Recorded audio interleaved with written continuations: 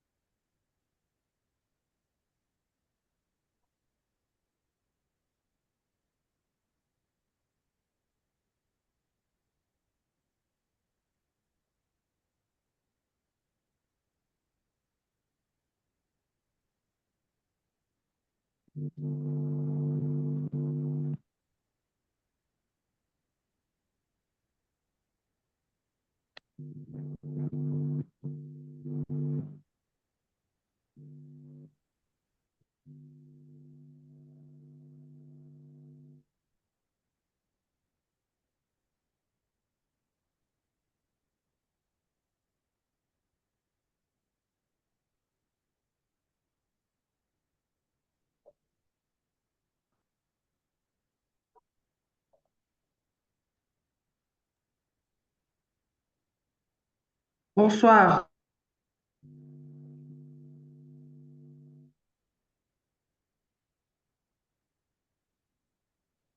Après avoir fait 2 sessions de synthèse purement littéraire, comme promis, nous voilà aujourd'hui et demain pour 2 sessions purement scientifiques.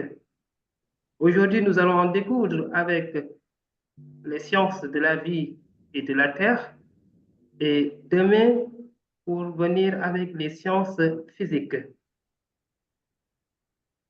Bonsoir, chers internautes. Avant de démarrer, nous voudrions remercier encore une fois notre partenaire et collaboratrice Amina Diagne, directrice de MINAPRO, qui a mis à nos services son lien Zoom pour qu'on puisse diffuser sur nos différentes plateformes ces sessions durant toute l'année pour permettre d'aider aux élèves, aux candidats de mieux réussir. Le bac approche à grands pas et nous savons combien cette période peut être stressante et cruciale pour vous, les élèves de terminale. C'est pourquoi l'association Synergie pour l'éducation au numérique et aux médias, dénommée SENOM, a décidé d'organiser une série de synthèses sur différentes matières, comme on l'a déjà fait avec l'histoire géo, le français, où aujourd'hui nous allons faire les VT, pour vous aider à mieux appréhender les épreuves de l'examen. Nous allons couvrir plusieurs disciplines, comme on vient de le citer, l'histoire, géographie, l'anglais, la physique, chimie, les sciences de la vie et de la terre, le français, les mathématiques et la philosophie. Des professeurs expérimentés et chevronnés allant de Dakar et dans les régions sont prêts à vous aider, chers élèves, à comprendre et à mieux maîtriser les concepts clés de chaque matière. Donc aujourd'hui, nous allons recevoir un professeur éminent, un membre de SENOM et formateur au CRFPE de Kolda, dénommé Cheikh Sam, qui va recevoir aussi un autre professeur chevronné. Donc, le thème de notre session d'aujourd'hui va être tout à l'heure dévoilé par M. Cheikh Sam. Donc, M. Cheikh Sam, la parole est à vous. Merci beaucoup. Merci, Karim.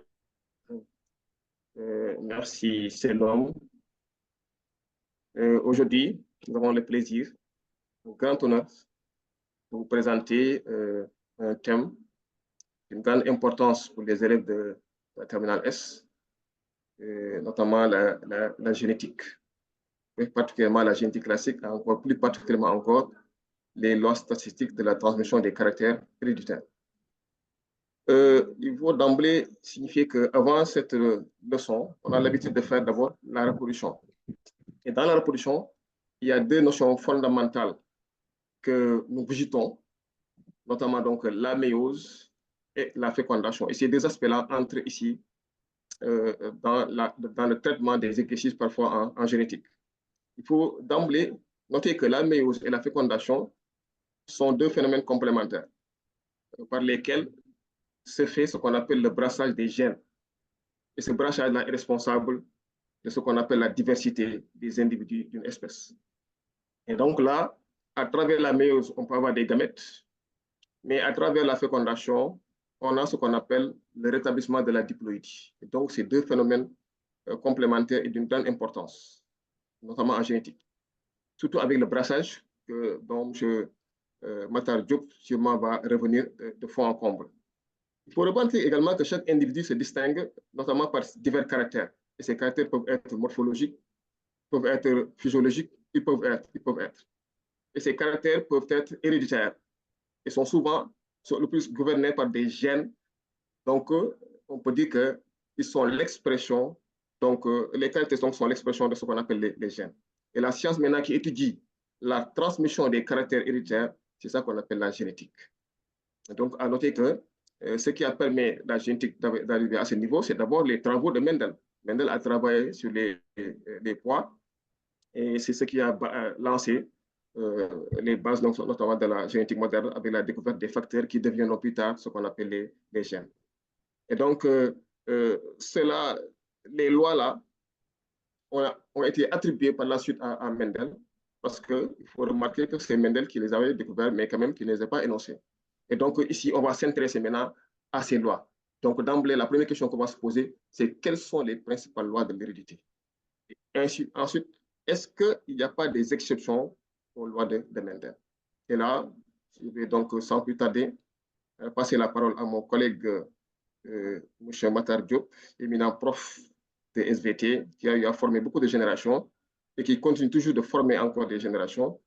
Et maintenant, je vais lui laisser donner la parole pour qu'il nous traite de cette partie, notamment les lois statistiques de l'hérédité. M. Matar Diop, vous avez la parole. Merci, cher. Bonsoir à tous, bonsoir, chers élèves. Cher Samba a vraiment bien campé la chose, je dirais.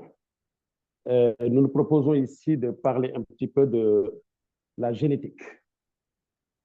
Et avant de commencer, je ferai un petit distinguo. M. Samba l'a dit, la transmission des caractères, ce qu'on appelle l'hérédité, et la science qui étudie cette hérédité, c'est la génétique. Donc, parfois on entend dire hérédité ou génétique, mais il s'agit de l'hérédité et de la génétique. Comme on dira, vie et biologie. L'hérédité, c'est la transmission des caractères, et la génétique, c'est la science qui étudie cette transmission.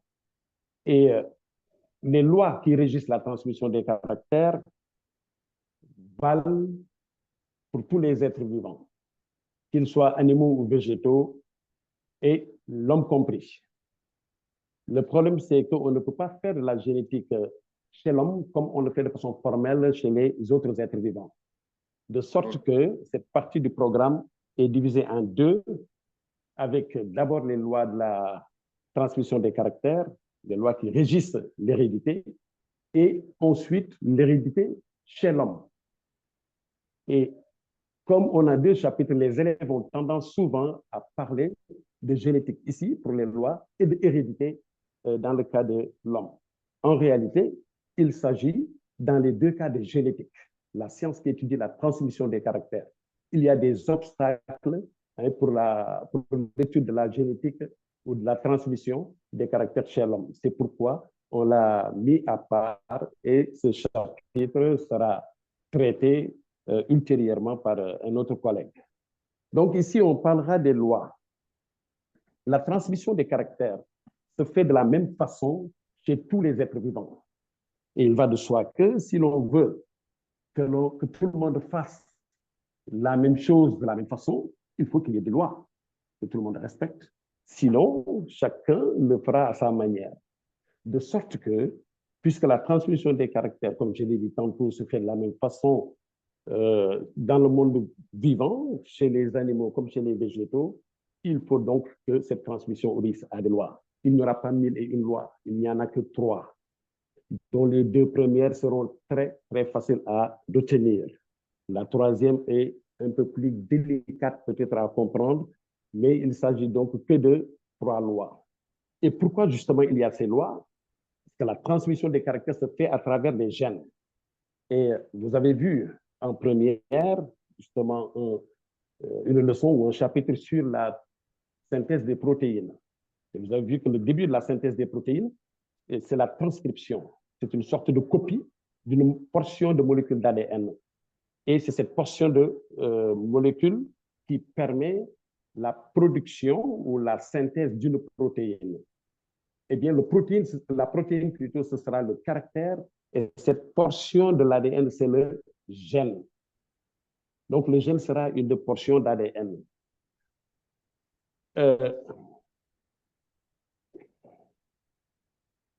Cette portion d'ADN qui est transcrite et que l'on appelle gène peut exister, on le verra un peu plus loin, sous différentes formes.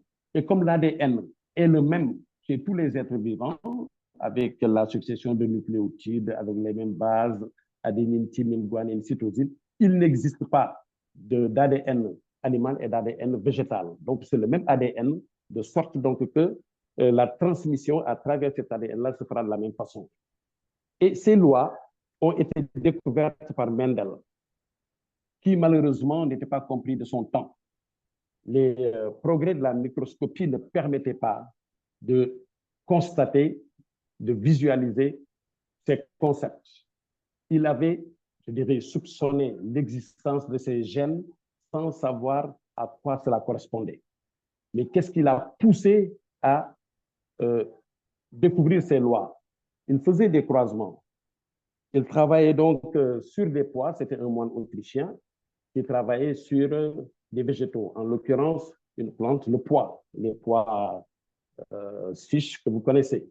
Et ces pois présentent différentes variétés. Chez les animaux, on parlera de race, chez les plantes, on parle surtout de variétés. Et donc, c'est en faisant ces croisements qu'il a pu constater des ressemblances au niveau de la transmission des caractères, donc des sortes de constances, ce qui l'a poussé à parler de ces lois, en fait, à les découvrir, disons. Et il a travaillé d'abord sur des plantes que l'on considère comme étant des races pures. Donc, quand on fait de la génétique, on croise des individus et il est bon de savoir qui on croise. Et pour ces lois, on commencera par croiser des individus de race pure. Comment obtenir des individus de race pure? On peut, et là je vais parler de la génétique en général, ça peut correspondre à la génétique chez l'animal ou chez la plante. Si on prend l'exemple d'une souris et le caractère très simple de la couleur du pelage d'une souris, eh bien, pour avoir une souris pure, par exemple grise, on prend 2 souris que l'on croise entre elles. Et on regarde la descendance. Il se peut qu'elle soit hétérogène, avec des souris blanches, par exemple, et des souris grises. On écarte les souris blanches et on croise les souris grises entre elles. La génération suivante peut donner également des souris blanches et des souris grises. On écarte encore les souris blanches et on croise que les souris grises. Et ainsi de suite, jusqu'à ce que les souris grises que l'on croise ne donnent que des souris grises, n'ayant plus rien de blanc. On dira alors que ces souris sont de race pure. On peut faire de même avec les plantes. Mendel a donc croisé des plantes de race pure en considérant des caractères. Et il ne considérait pas d'emblée plusieurs caractères à la fois. Il considérait les caractères un à un. Comme quand on apprend la multiplication au primaire, eh bien, on commence par la multiplication à 1 chiffre, puis à 2 chiffres, et puis à 3 chiffres. Et si on comprend cela, on peut faire la multiplication à n chiffres. De même ici, on commence par faire des croisements en considérant un caractère. Puis, quand on aura compris comment se transmet un caractère, on prendra l'exemple de 2 caractères et par la suite, on généralisera. Et donc, Mendel a commencé par croiser des pois, des plantes qui produisent des graines lisses et des graines ridées. C'était des individus de race pure. Par la suite, il a croisé des plantes produisant des graines jaunes et des graines, d'autres qui produisent des graines vertes. Là, c'est un autre caractère, la couleur des graines. On peut y ajouter un croisement entre souris grises et souris blanche de race pure. On peut même y ajouter un autre croisement entre des plantes produisant des fleurs rouges et d'autres produisant des fleurs blanches. Et nous avons ceci sur une petite planche que j'ai envoyée à M. Cher. Si vous pouvez nous projeter la première planche.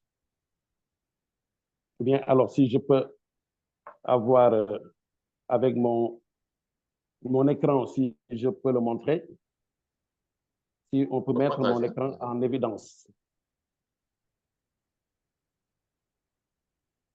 Si tout le monde voit mon écran, je peux y aller. Cher. Oui, c'est bien ça, hein? Non, non, hélas. C'est pourquoi je préférais C'est pas ça, hein? peut-être... non. Il y a une première tranche où il y a des croisements. Donc, vous avez partagé. Voilà. Donc là, est-ce que l'on voit mon écran? Oui, on voit. Donc, merci. Nous avons ici des plantes produisant des graines lisses, arrondies comme on le voit, et une autre produisant des graines ridées. Quand on les croise, la première génération obtenue qu'on appelle la F1 produit uniquement des graines lisses. En changeant de caractère, en croisant des plantes produisant des graines jaunes avec des plantes produisant des graines ridées, vertes plutôt, eh bien, on obtient une génération ne produisant que des graines jaunes. Dans un autre croisement, on croise des souris, toujours de race pure, grises avec des souris blanches. La descendance est constituée de souris uniquement grises. Et enfin, le quatrième croisement que nous avons ici, c'est des plantes produisant des fleurs rouges avec des plantes produisant des fleurs blanches. La descendance produit uniquement des fleurs roses. Et avec ces croisements, Mendel a fait un constat. Il a constaté simplement qu'à chaque fois qu'il croise des individus purs, la première génération obtenue qu'on appelle la F1, F qui vient de fratrie, la fratrie c'est l'ensemble des frères et sœurs dans une famille par exemple, donc tous les individus provenant de ses parents constituent une fratrie. Ce sera la première fratrie. Et si on a une deuxième génération, on l'appellera la F2. Et donc, Mendel a constaté que à chaque fois qu'il y a croisement entre deux individus de race pure, la descendance obtenue est homogène. Et on l'a étendu ici chez la souris et chez ses fleurs. À chaque fois, la descendance est homogène si les parents sont purs. Eh bien, la première loi de Mendel est ainsi cette loi très simple qui veut que quand on croise des individus purs, que l'on obtienne une génération homogène. On l'appelle la loi d'homogénéité de la F1 ou la loi d'uniformité de la F1. Eh bien, une chose est de connaître le libellé, savoir comment s'appelle cette loi, mais le plus important, l'autre chose, c'est de comprendre, de savoir ce que veut la loi. Donc, c'est la loi d'uniformité de la F1 qui veut que quand on croise des individus purs, que l'on obtienne une descendance homogène. Peu importe maintenant quel est l'aspect des descendants. C'est pourquoi d'ailleurs j'ai ajouté ici ce croisement. Parce que si on se limite à ces trois croisements, on constate que à chaque fois, les descendants ont le même aspect que l'un des parents. C'est le cas ici, les descendants sont lisses comme l'un des parents. Ici, ils sont jaunes comme l'un des parents. Ils sont ici gris comme l'un des parents. On aura tendance peut-être à penser que la loi, c'est une sorte de loi de ressemblance de la descendance à un des parents. Alors que ce n'est pas ça.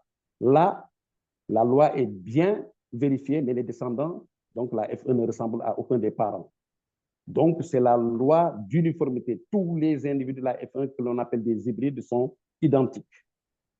Maintenant, on peut constater dans certains croisements, les trois premiers, que les descendants ont un aspect identique de l'un des parents, à celui de l'un des parents.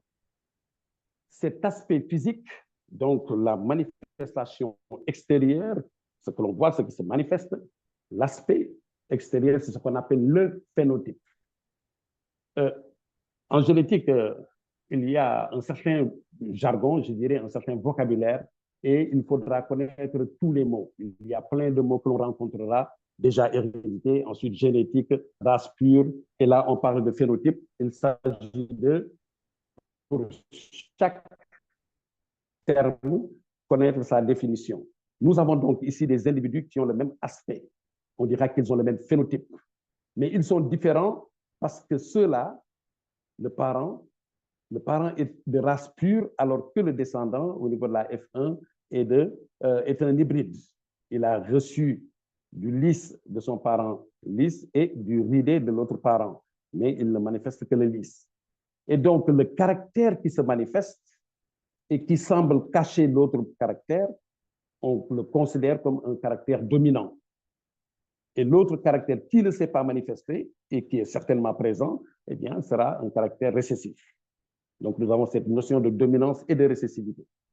Et de sorte que ici, le caractère lisse va dominer le caractère ridé, et dans ce croisement, le caractère jaune va dominer le caractère vert, et ici, le caractère gris domine le caractère pelage blanc. Par contre, au niveau de ce quatrième croisement, on constate que le phénotype des descendants, donc le phénotype de la F1, ne ressemble à aucun des phénotypes des parents. Et c'est un phénotype intermédiaire. Le rose est intermédiaire entre le rouge et le blanc. Ce qui veut donc dire simplement que les deux caractères se sont manifestés. Et on dira alors qu'il y a codominance, parce qu'un caractère dominant, c'est un caractère qui se manifeste. Les deux s'étant manifestés, eh bien, ils ont la même dominance. On a un rose qui n'est pas très foncé pour tirer du côté du rouge, ou qui n'est pas trop clair pour tirer du côté du blanc. Donc, c'est un rose, je ne sais pas, mitoyen, donc au milieu, ce qui veut dire que la manifestation est la même pour le rouge et le blanc. Nous avons donc ici une codominance. Mais aussi, on peut parler d'absence de dominance, hein, puisqu'il n'y a de caractère dominant que s'il y en a qui est ou qui sont récessifs. Ici, aucun des deux caractères, rouge ou blanc, n'est récessif. Donc, aucun n'est dominant. S'il n'y a pas de perdant, il n'y a pas de vainqueur. Et donc, on peut parler d'absence de dominance ou de codominance. Donc, on a cette notion de caractère dominant et de caractère récessif et de caractère, ou plutôt de caractère codominant. La première loi de Mendel est ainsi très simple. Quand on croise deux individus purs, on obtient une descendance homogène. Et on constate que là, on a croisé deux de ces descendants de la F1, donc deux hybrides. Quand on les croise, on obtient des plantes produisant des graines lisses et des graines ridées. Et statistiquement, on a 3 graines lisses pour une graine ridée. C'est-à-dire que les graines lisses qui ont le phénotype dominant sont 3 fois plus nombreuses que les graines ridées. Et on constate ici que le caractère ridé qui semblait avoir disparu ici en F1, eh bien, comme il est réapparu, cela veut dire qu'il n'était que caché ici. Il était donc présent en F1, ce qui montre encore la dominance de lys. Les mêmes résultats statistiques, on les a obtenus ici. Avec, quand on croise deux graines jaunes de la F1, une F2, une deuxième génération constituée de graines jaunes et de graines vertes, avec les mêmes résultats statistiques. Donc, 3 quarts des graines seront jaunes, 1 quart vert. Même chose pour les souris. À la F2, le caractère qui avait semblé disparu au niveau de la F1, c'est-à-dire le caractère blanc, réapparaît. Donc, on a une descendance constituée de souris grises et de souris blanches. Même chose au niveau du cas où il y a codominance.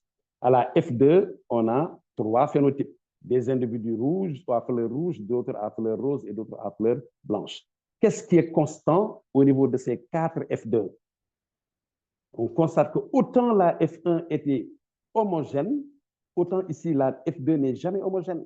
Quand on croise deux individus hybrides, on obtient une descendance hétérogène. Dans tous les cas, la descendance est hétérogène. Et c'est ainsi la deuxième loi de Mendel, qui veut que quand on croise deux individus hybrides, c'est-à-dire de la F1, que l'on obtienne une descendance hétérogène. C'est la loi d'hétérogénéité de la F2 ou loi de non-uniformité de la F2.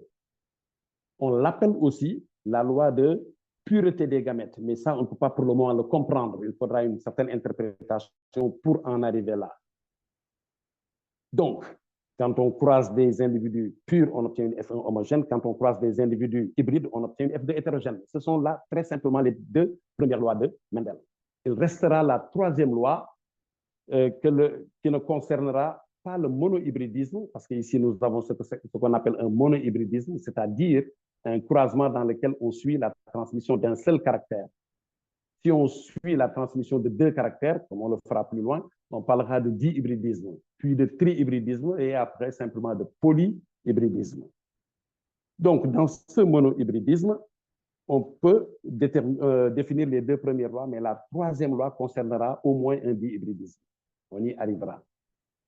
Maintenant, Mendel, en obtenant ces résultats, a voulu les expliquer, les interpréter. Et c'est là peut-être où se trouvait son génie. Il s'est dit qu'entre un parent, les parents et leurs descendants, le lien, c'est uniquement les gamètes. Un parent va produire, par exemple, un ovule, un autre parent, un spermatozoïde. Et c'est la rencontre de ces deux lors de la fécondation qui permet d'avoir une cellule œuf qui donnera le nouvel individu. Ce qui veut dire que tout ce que transmet un parent à la descendance se trouve dans le gamète. Et dans le gamète, on ne peut pas avoir des caractères.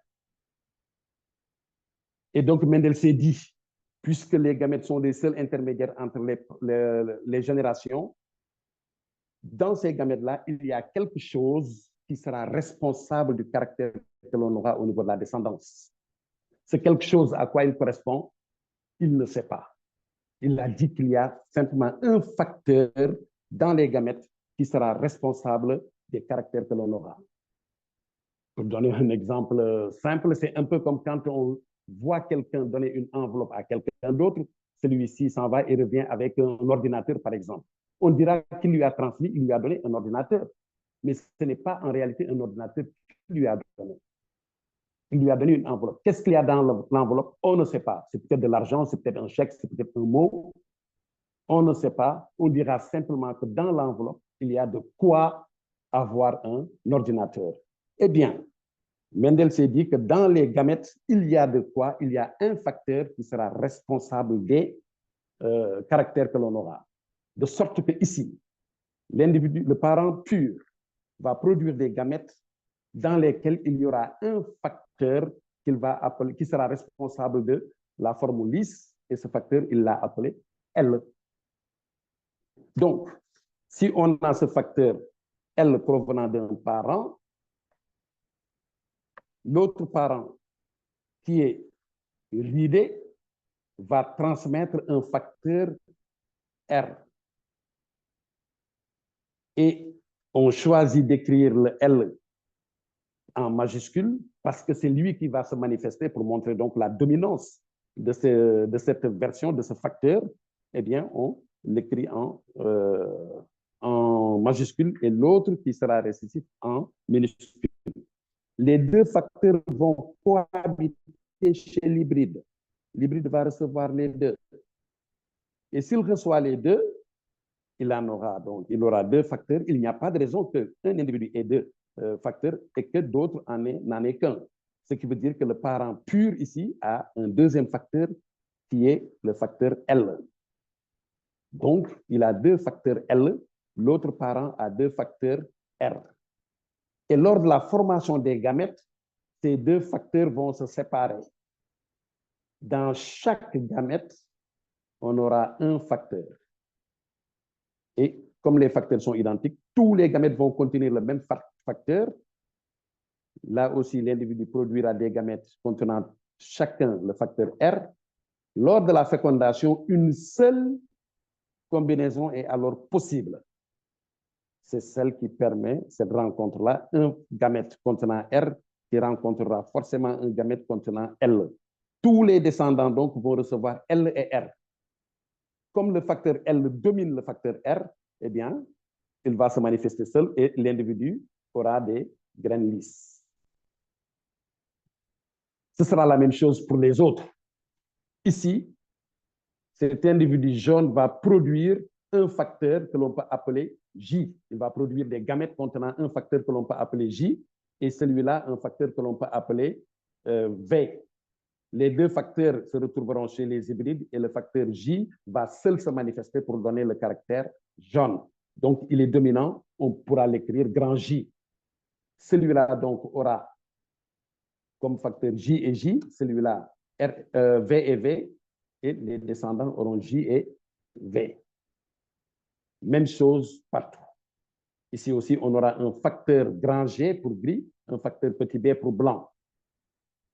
Mais ici, comme les deux facteurs se manifestent à la F1, donc le rouge a produit des gamètes avec un facteur que l'on peut appeler R. Et ce sera grand R, parce qu'il va se manifester, il n'est pas récessif. Le facteur responsable de blanc n'étant pas non plus récessif, on va le représenter par grand B. Et on aura ainsi en F1 des individus qui ont reçu R et B et qui ne seront ni rouges ni blancs, mais roses. Donc, Mendel a fait cette interprétation.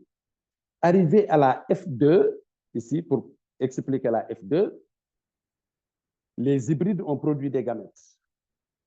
Mais autant les individus purs ne pouvaient produire qu'un seul type de gamètes, autant les hybrides ne produisent jamais un seul type de gamètes. Ils vont en produire deux. Là, on avait l'individu pur avec LL, ici avec RR. Ils ont produit chacun un seul type de gamète. La F1 avait ça. Et le L s'était manifesté. Maintenant, si on croise deux individus de la F1, chacun va produire des gamètes. Les deux facteurs vont se séparer et un se trouvera dans chaque gamète. Eh bien, comme ils ne sont pas identiques, on aura ici deux types de gamètes. Des gamètes contenant le facteur L et d'autres contenant le facteur R. Même chose pour l'autre hybride. Et on aura des combinaisons lors de la fécondation. Eh bien, il y aura 4 combinaisons possibles. Le L là peut rencontrer celui-là ou ce gamète, et on obtiendra donc des individus LL ou LR, et l'autre gamète contenant R peut rencontrer le gamète contenant ici L ou R, et on obtiendra également des individus LR. Les deux gamètes contenant chacun R peuvent se rencontrer aussi. Ce qui fait que ces 3 premiers cas correspondent à des individus produisant des graines lisses, parce qu'ayant à chaque fois L, eh bien, il y a expression de L. Donc, on aura 3 graines lisses contre ici une graine ridée. Ce sera la même chose pour la couleur jaune ici. Donc, l'individu pur aura J et J, grand J, parce que c'est dominant, et l'autre V et V.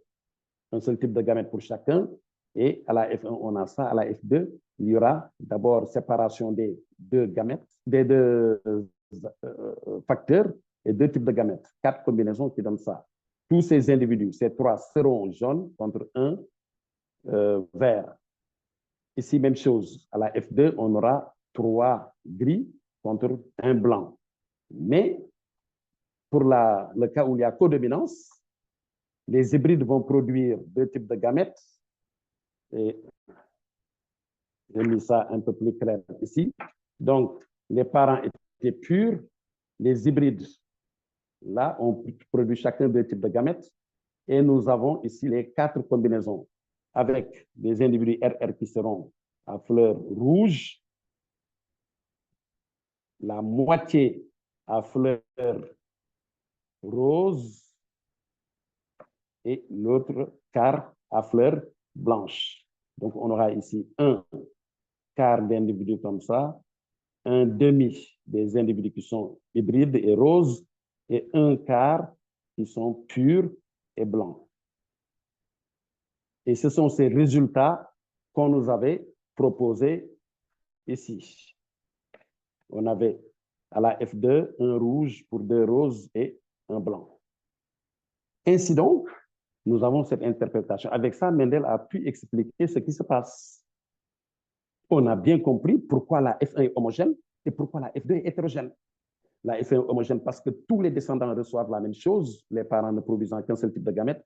La F2 est hétérogène parce que les hybrides produisent 2 types de gamètes et il y a la rencontre aléatoire de ces deux types de gamètes avec ces deux-là. Et la F2 sera hétérogène parce qu'il y a l'opportunité que ces deux facteurs se rencontrent, R et R, pour que l'on ait des individus R. Et c'est pour cette raison que l'on appelle la deuxième loi, qui est la loi d'hétérogénéité, on l'appelle la loi de pureté des gamètes. Pourquoi? Parce que les gamètes que nous avons ici sont purs et non pas hybrides. Pour être hybride, il faut avoir deux facteurs différents. L'individu peut être hybride, mais les gamètes ne contiennent que l'un ou l'autre des facteurs, donc il ne peut être hybride. Si les gamètes étaient hybrides, ça veut dire s'ils contenaient chacun L et R. Tous les descendants au niveau de la F2 auraient reçu le L et ils seraient tous lisses. Donc, si on a des individus lisses et d'autres qui sont ridés, c'est justement parce que les gamètes ne contiennent pas les deux facteurs. Ils sont purs, donc il y a des gamètes avec L et d'autres avec R. Ce qui laisse la possibilité que un gamète contenant R rencontre un autre contenant R et que l'on ait ici des individus RR qui seront donc ridés. La même chose, on l'aura partout. Donc, c'est ça qui explique les deux premières lois de Mendel. Maintenant, ces résultats semblent différents des autres, mais c'est exactement la même chose en réalité. Parce que si on regarde les combinaisons au niveau des facteurs, on a un individu pur ici, un autre individu pur. Ça fait à la F2, il y a deux individus purs et deux individus hybrides. C'est exactement ça que l'on a dans le cas de la codominance. À la F2, on a deux individus hybrides pour deux individus purs. Le problème, c'est que ici, les individus hybrides se distinguent des individus purs, alors que dans le cas où il y a dominance, les individus hybrides ont le même phénotype que l'un des individus purs. Donc, ça fera trois individus qui ont ce même phénotype. Hein? Ici, les individus qui ont LR et qui sont lisses, donc qui sont hybrides, ont le même phénotype, le phénotype lisse, que ceux-là. Donc, on aura trois lisses. Mais au niveau de l'ensemble des facteurs, on a exactement la même chose. Voilà donc les deux premières lois de Mendel. Un problème que l'on peut avoir, c'est quand on a, par exemple, une souris ou bien une plante. On a une plante qui produit des graines lisses. Cette plante est-elle pure ou hybride? Pour le savoir, on fait un croisement particulier qui est très important, que l'on appelle le croisement test. On va le tester avec un individu qui est récessif, c'est-à-dire qui produit des graines ridées. Et on attend la descendance. Il y aura deux possibilités. Soit la descendance est homogène et ne produit que des graines lisses, soit la descendance est hétérogène avec des graines lisses et des graines ridées. Et on pourra alors s'édifier sur la pureté ou non de la plante qui produit ces graines lisses. Si la descendance est homogène, cela veut dire que cet individu, les deux parents sont purs. La première loi de Mendel, et là il faut faire attention, la première loi de Mendel veut que quand on croise des individus purs, que la descendance soit homogène. Cela pousse à penser donc que si la descendance est homogène, les parents sont purs. Eh bien, ça, on ne peut le dire que si les parents sont de races différentes. Parce qu'on peut bien croiser deux individus produisant des graines lisses et n'avoir que des individus produisant des graines lisses. Les deux parents ne sont pas forcément purs. Ce que l'on peut dire, c'est que l'un est au moins pur. Parce que si les deux sont purs, ils seront chacun LL, croisés à LL. Tous les descendants vont avoir LL. C'est normal. Mais l'un peut être pur, l'autre hybride, LR. Et dans ce cas, on aura ici un seul type de gamète L et là deux types de gamètes LR. Il y aura dans la descendance des individus LL et des individus LR. Tous ont le même phénotype lisse. Donc, ce n'est pas parce que la descendance est homogène que les parents sont forcément purs. Ça, on ne peut le dire que si les deux parents sont de races différentes. Donc, si la descendance ici, dans ce test cross, si la descendance est homogène, les parents sont purs. Si elle est hétérogène, les parents ne sont pas tous purs. Celui-là, on sait qu'il est pur. Il ne peut en être autrement. Celui-là est forcément hybride. La preuve, si on fait l'interprétation, l'individu ici que l'on teste, il est lisse, il a forcément le facteur L. On le croise avec un autre qui est ridé et qui a 2 facteurs R. Lui ne produit que des gamètes contenant R. Si la descendance est homogène, ils sont tous lisses. Mais comme ils ont tous reçu ce gamète, ils ont aussi R. Donc, ils sont tous hybrides. Et pour qu'il soit comme ça, il faut que cet individu-là n'ait produit que L, des gamètes avec L. Donc, il n'a produit qu'un seul type de gamète. Ça veut dire qu'il est alors pur. Il y a les lois de Mendel, il y a ce que moi j'appelle des règles qui peuvent aider. La première de ces règles, donc peut-être que je les mettrai quelque part et on vous les enverra, mais la première règle, c'est qu'un individu pur produit un seul type de gamète. La deuxième règle, c'est qu'un individu hybride, comme ici, LR, ne produit jamais un seul type de gamète et produira toujours plus d'un type de gamète. Et ça, ce sera très important pour la suite. Donc, si on a la F1 qui est homogène, ça veut dire que celui-là, celui qu'on teste, n'a produit qu'un seul type de gamète. Par contre, pour le deuxième croisement, si on a l'individu qui est lisse, on ne sait pas quel est le deuxième facteur, est-ce qu'il est pur ou pas, on le croise avec un individu ridé qui produit un seul type de gamète. Si dans la descendance, il y a des individus lisses et des individus ridés, cela veut dire que, comme tous ont reçu ce gamète avec R, ici, les 2 facteurs, c'est L et R, celui-là a forcément produit le facteur L pour que l'on puisse avoir des individus comme ça. Et pour avoir des individus ridés qui seront forcément R et R, il faut que le parent-là que l'on teste ait produit un gamète contenant R. Donc, il a forcément R s'il a pu donner R. Donc, grâce à ce croisement test et à la descendance, on a pu savoir si l'individu est hybride ou bien s'il est pur. Donc, on peut croiser des individus purs, on sait au départ qu'ils sont purs, mais dans la majorité des cas, on croise des individus dont on ne connaît pas, dont on ne sait pas s'ils sont purs ou pas. Des individus dont on ne connaît pas ce qu'on appelle le génotype. Ces facteurs, ces éléments que Mendel avait appelés facteurs et qui se trouvent dans les gamètes, c'est ce qu'on a par la suite appelé gènes. Un gène va présenter différentes versions. Ici, nous avons le même gène parce qu'on a un caractère, la forme des graines. Il y a un gène responsable de la forme des graines qui présente ici 2 versions. Une version conduisant à la forme lisse et une version conduisant à la forme ridée. Ces versions, on les appelle des allèles. Donc, les 2 individus ont le même gène, c'est-à-dire responsable de la forme, mais ils ont des allèles différents. Celui-là a des allèles responsables de lisse et l'autre que des allèles responsables de R. Maintenant, l'ensemble des allèles que l'individu a, c'est-à-dire les 2 allèles, c'est ce qui constitue ce qu'on appelle le génotype.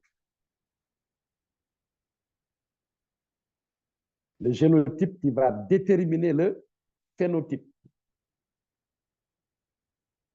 Parce que le génotype, c'est l'ensemble des allèles que nous avons et ce sont ces allèles qui se manifestent pour que l'on ait un phénotype, pour que l'individu soit lisse ou non. Ainsi, cet individu qui est hybride, son génotype, c'est LR.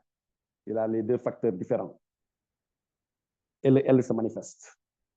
On dit qu'il est hybride ou hétérozygote. Alors que ses parents ici ont 2 allèles identiques, on dit qu'ils sont homozygotes et donc purs. Pourquoi homozygote et hétérozygote? Homo veut dire même, hétéro, différent. Chaque individu est issu d'un ovule, de la rencontre d'un ovule et d'un spermatozoïde. Si l'ovule et le spermatozoïde amènent la même chose, chacun le facteur ou l'allèle L, dans le zygote, c'est l'œuf qu'on appelle zygote, se rencontrent deux mêmes allèles. On dira homo, même, allèle, zygote, dans le zygote, dans l'œuf. Si par contre, l'ovule amène l'allèle R et le spermatozoïde l'allèle L, on aura un œuf dans lequel se rencontrent deux allèles différents. Donc, on aura un individu hétérozygote. Deux allèles différents dans le zygote. C'est pourquoi on parle de hétérozygote. Donc, les hétérozygotes sont hybrides. Les homozygotes sont plutôt purs. Donc, on retient ainsi la notion de génotype, la notion d'homozygote, d'hétérozygote et autres. Donc, nous avons là les deux premières lois de Mendel et nous avons ainsi compris tous ce que l'on peut avoir. Une fois que l'on a les individus que l'on croise et les résultats, on peut savoir si les parents sont purs ou pas et comment sera la descendance, etc. Et comme on fait de la génétique, en génétique, on recherche les génotypes. Une fois qu'on a les génotypes, il n'y a plus de secret. On a fait tout à l'heure un croisement test. En croisant un individu, par exemple, lisse avec un individu ridé. Quand on voit l'individu, ce phénotype, on ne sait pas quel est le génotype. Mais si on connaissait le génotype, il n'y aurait pas de secret, il n'y aurait plus de secret. Quand on croise ces deux individus, quel sera le résultat? On ne sait pas, parce qu'on ne connaît pas le génotype. Mais si on savait qu'il est hybride, par exemple, on saura alors que la descendance sera hétérogène. Si on sait qu'il est pur, on saura que la descendance sera homogène. Donc, le but ultime, c'est de découvrir les génotypes. Une fois qu'on connaît les génotypes, eh bien, il n'y a plus de secret. Et pour connaître les génotypes, on peut faire donc un test cross. Le test cross sert à cela, mais le test cross aura une autre signification. Il nous permettra plus loin de savoir combien de types de gamètes produit l'individu que l'on teste. Parce que si on a un test cross, le nombre de phénotypes que l'on obtient sera égal au nombre de types de gamètes produits par l'individu testé.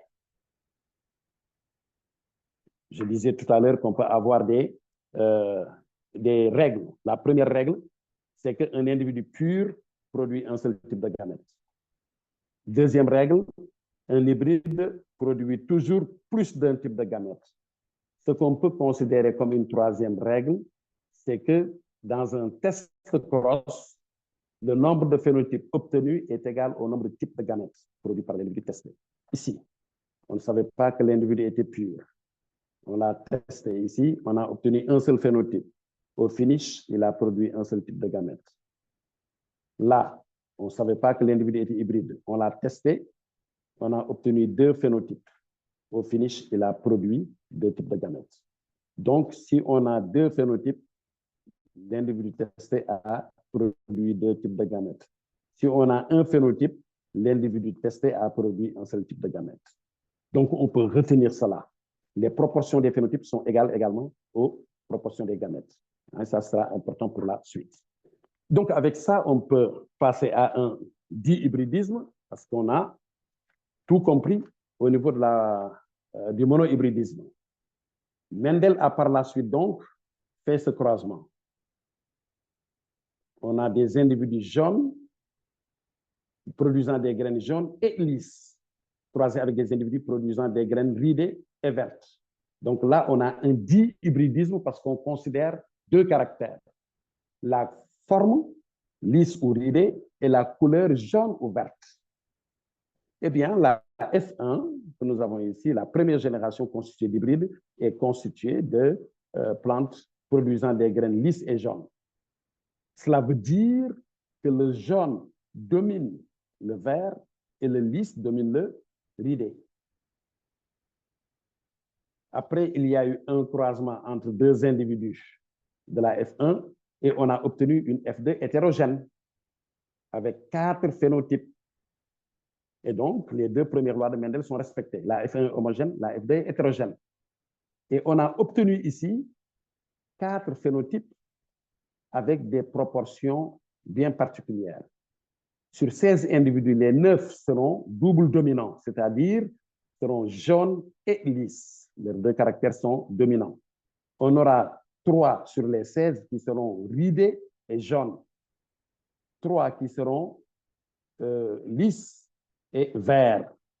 Et un qui sera, 1 sur 16 qui sera ridé et vert, double récessif. Au niveau de la descendance de la F2, on a ce qu'on appelle des phénotypes recombinés. Parce qu'au départ, ce que l'on avait, c'était uniquement des plantes avec des graines jaunes et lisses et des graines ridées et vertes. Avec les croisements, on peut avoir des graines ridées et jaunes et d'autres qui sont lisses et vertes. Et ça peut être important pour l'agriculteur qui, par exemple, a ces deux variétés. Mais qui aime bien la forme lisse de ces graines, mais préfère la couleur verte des autres. Avec les croisements, il parvient à lier l'utile à l'agréable en ayant des graines lisses et vertes à la fois. Bref, on a les deux premières lois de Mendel qui sont vérifiées. Maintenant, les résultats que nous avons, les proportions sont 9 16e, 3 16e, 3 16e et 1 16e. Quand Mendel a eu ça, il a essayé de faire une interprétation. D'abord, on constate ici que jaune et lisse dominent, vert et ridé. Les génotypes donc de ces parents sont, pour l'un, JJ pour la couleur jaune, il est pur pour la couleur JJ, et LL. Et là, VV pour la couleur et RR pour la forme. Ce sont des individus purs qui produisent donc un seul type de gamète.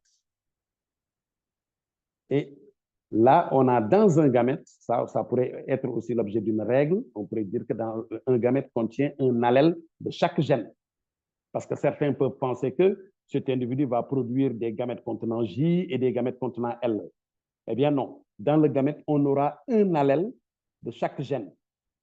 On aura donc J, un de ces deux allèles, J, et un des deux, L. Et comme ces deux allèles sont identiques, de même que ces deux-là, tous les gamètes vont contenir J et L. Les allèles J et L. Même chose ici. Donc, les individus purs produisent, comme on l'avait dit dans notre première règle, si je puis dire, les individus purs produisent un seul type de gamète. Et il n'y a qu'une seule combinaison possible pour donner la F1. Donc, on aura des individus pour la couleur qui sont hybrides, JV, et qui sont également hybrides pour la forme LR. Donc, ils sont JV, LR. Et comme le J domine le V, ils seront tous jaunes et tous lisses, puisque le L domine le R. Donc, ce qui explique l'homogénéité de la F1. La F2 est hétérogène. Pourquoi? Parce que les hybrides vont produire différents types de gamètes. Donc, il y aura plusieurs combinaisons. Combien de gamètes ils produisent? Mendel a considéré qu'ils produisaient deux types de gamètes, JL et VR. Mais dans ce cas, les résultats que nous avons ici ne sont pas vérifiés. Il a alors considéré que l'hybride que nous avons, qui est JVLR, produit 4 types de gamètes. Et dans chacun, on a un allèle de chaque gène. Un ici et un là. Et les 4 types de gamètes, il a considéré qu'ils sont dans les mêmes proportions. 25% des gamètes sont comme ça, 25% comme ça, 25% et 25% comme ça. Donc, chaque hybride produit 4 types de gamètes. Et il y aura, si chacun le produit, il y aura 16 combinaisons que l'on ne peut pas représenter ici comme on a fait là. On utilise alors ce qu'on appelle un tableau de croisement ou bien un échiquier de croisement. Et on en a un ici. Là, c'est un tableau avec la première cage que l'on divise en deux pour mettre ici les gamètes d'un des individus parents, enfin d'un des individus croisés, et ici les gamètes de l'autre. L'un des individus est un mâle, l'autre est une femelle. Donc là, on a par exemple les gamètes mâles et ici les gamètes femelles. Comme on a considéré que chaque hybride a produit 4 types de gamètes dans les mêmes proportions, eh bien, on les place ici. Ce sont là les 4 types de gamètes. Et ici, les 4 types de gamètes produits par l'autre individu. Il y aura des combinaisons. Ce gamète rencontrera celui-là, il rencontrera celui-là, et ainsi de suite. Donc, il y aura 16 combinaisons. Quand ces deux se rencontrent, on aura un individu JJLL. Si c'est celui-là avec celui-là, on aura JJLR, et ainsi de suite. on veille à écrire le génotype un peu en haut pour avoir de la place ici. Au niveau de cette place-là, on mettra le phénotype. Ici, le génotype, c'est l'ensemble des allèles. Le phénotype, c'est ce qui s'est manifesté. C'est le jaune et le lisse. Donc, les individus-là seront jaunes et lisses. On met J et L entre crochets. Si on ne peut pas écrire jaune et lisse carrément, pour le phénotype, on mettra donc J et L entre crochets. Ces individus seront jaunes et lisses également, de même que ceux-là et ceux-là.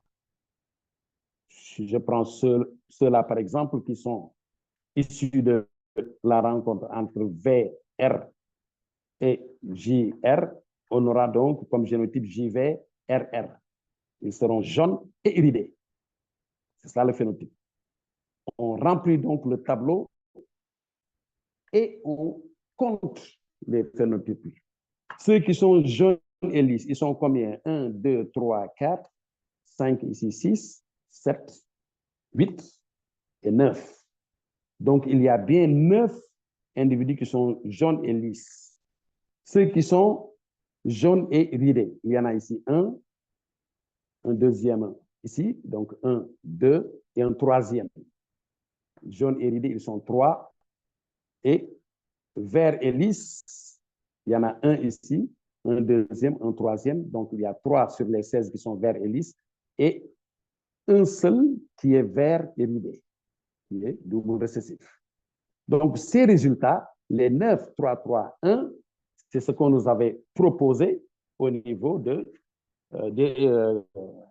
résultats qu'on avait.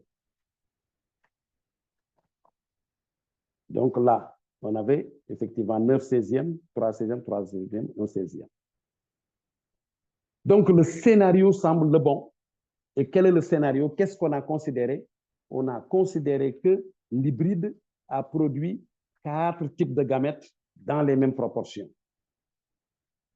Mais c'est resté une hypothèse. Il faut prouver que chaque hybride produit 4 types de gamètes dans les mêmes proportions.